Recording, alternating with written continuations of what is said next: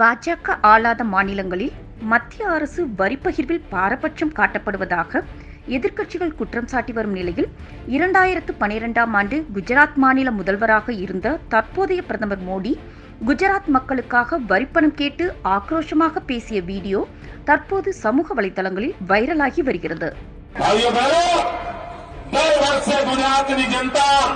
60,000 करोड़ रुपया दिल्हीની તિજોરીમાં જમા કરાવે છે. 60,000 કરોડ રૂપિયા અને સામે ગુજરાતમાં આવે શું 8,000, 10,000, 12,000 અને તમે આપ્યું એમ ગણા લો છો. શું ભાઈઓ બહેનો ગુજરાત ભિખારી છે?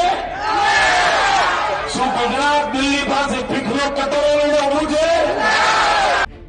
செய்திகளை உள்ளது உள்ளபடி தெரிந்து கொள்ள ரெஃப்ளெக்ட் நியூஸை சப்ஸ்கிரைப் பண்ணுங்க.